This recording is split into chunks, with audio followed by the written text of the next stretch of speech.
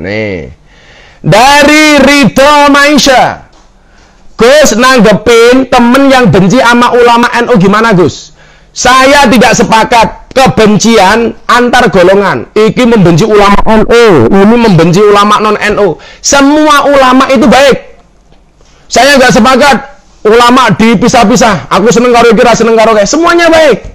Makanya kalau bisa guyon-guyon saja kayak di Instagram saya sama Ustadz Yusuf Mansur itu loh. Saling mendukung, guyon, cengengesan. Semuanya baik. Kalau kemudian harus ada yang dianggap jelek. Kalau semuanya baik, ulama yang jelek siapa Gus? Gus Miftah. Karena Gus Miftah bukan ulama.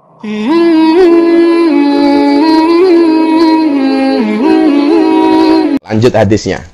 Wah, keren nih. Bismillahirrahmanirrahim. Ya Ali, man ajba'a Ramadan bisitin min Syawal kataballahu lahu shaumad dahri kullih. Nah, ini bagi yang bertanya tentang dalil puasa Syawal, ya, tentang dalil puasa Syawal. Ya Ali, duh Ali, man sapa wonge, sing sapa wonge adba'a nyambung sapa wong Ramadana ing wulan Ramadan bisitin kelawan 6 dina min Syawal saking wulan Syawal.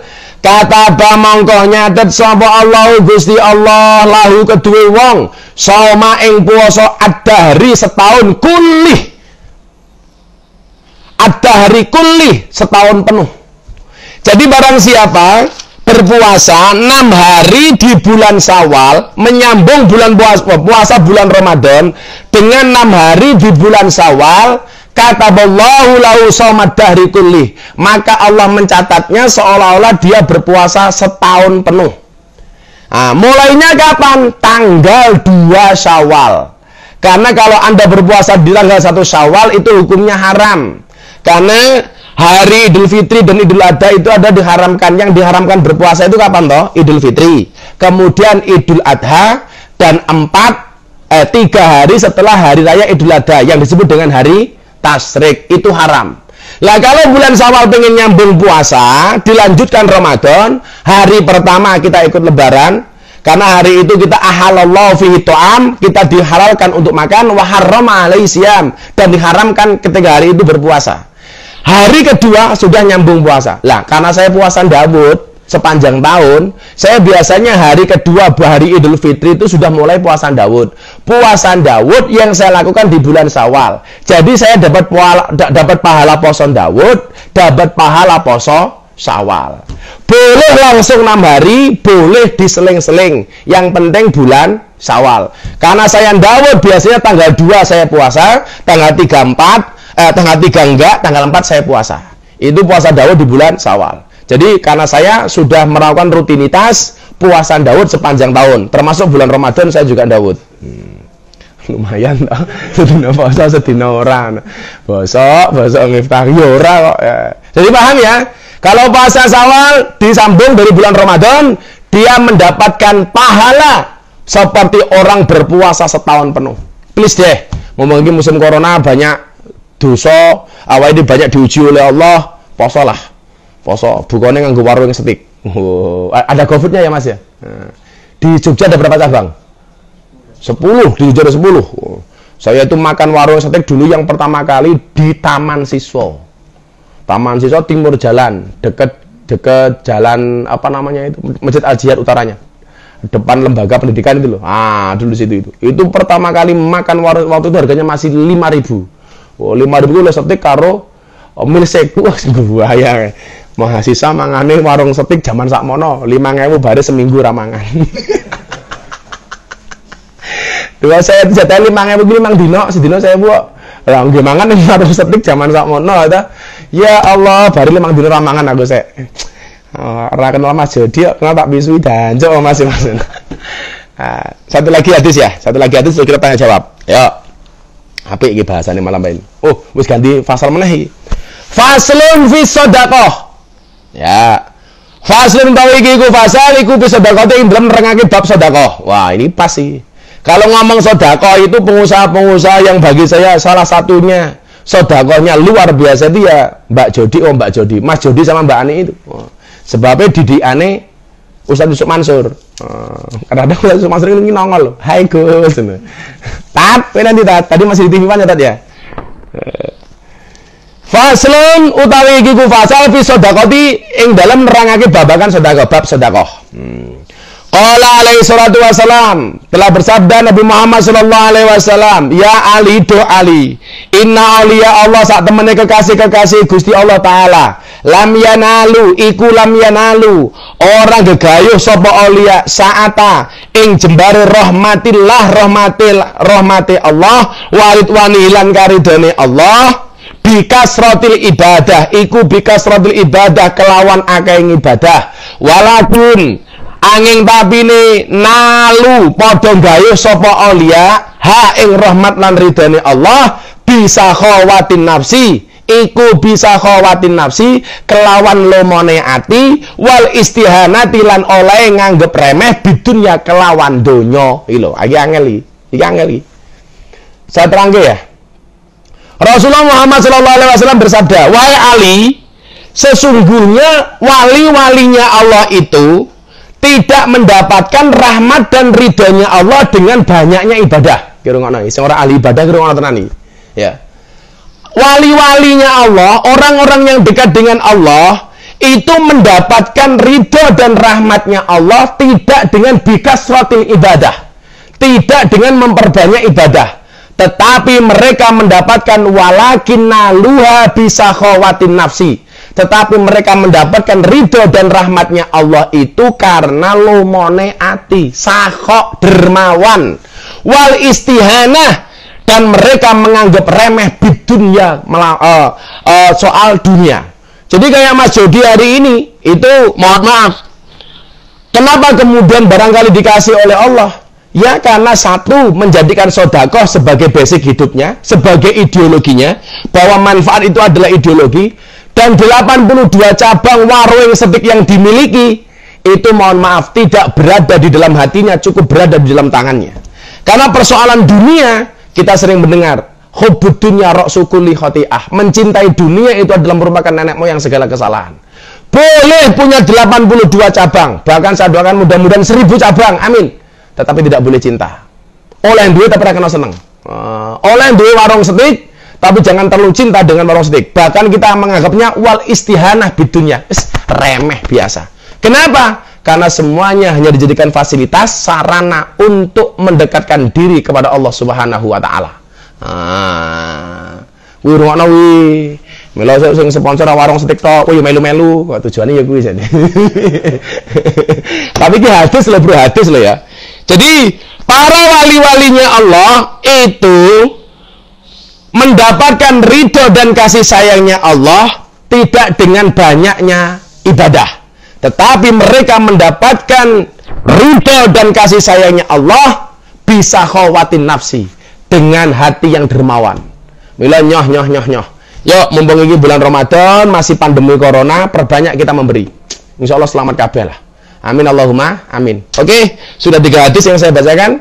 Kita lanjutkan ke persoalan pertanyaan-pertanyaan. Nah, pertanyaan-pertanyaan, oke ya.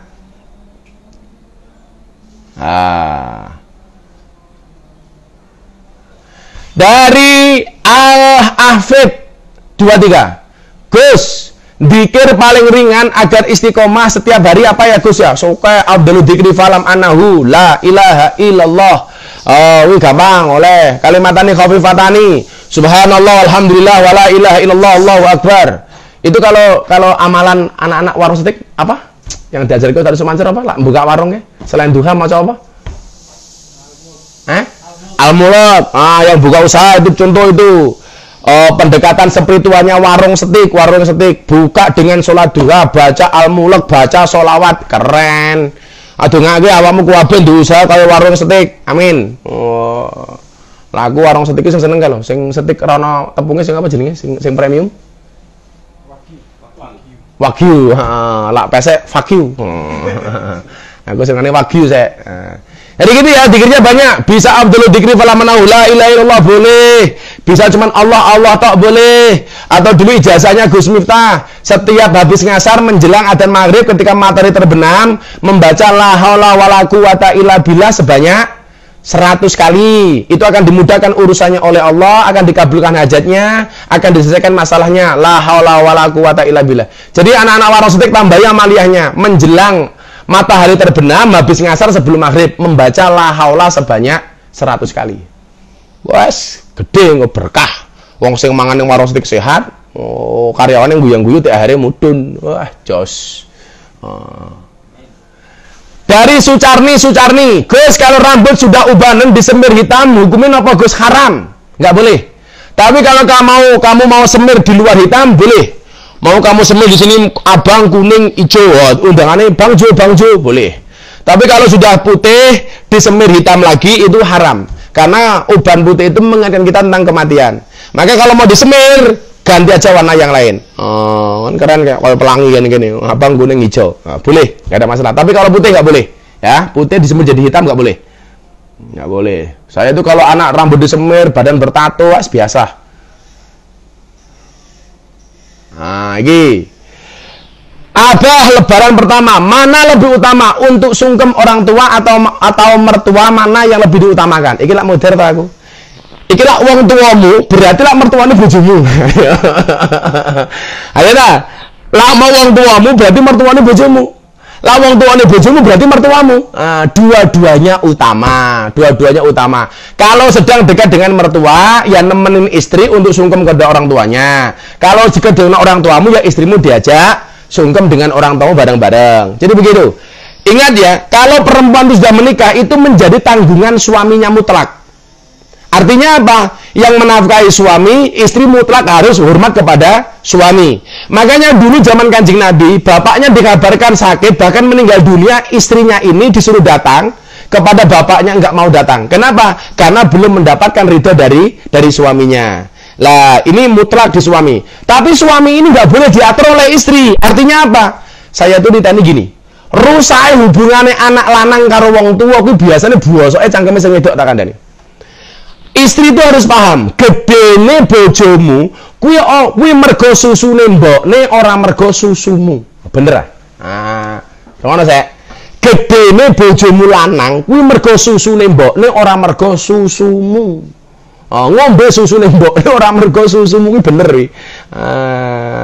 Maka kalau kemudian silaturahmi, kalau dekat dengan mertua ya mertua dulu, kalau dekat dengan orang tua ya orang tua dulu. Karena wong tuamu ya mertuane bojomu, wong tuane bojomu ya mertuamu. Semuanya baik. Yang nggak baik yang nggak silaturahmi. Yang nggak baik yang nggak punya istri. Masake. Yang nggak baik yang nggak punya mertua. Masake ya Allah.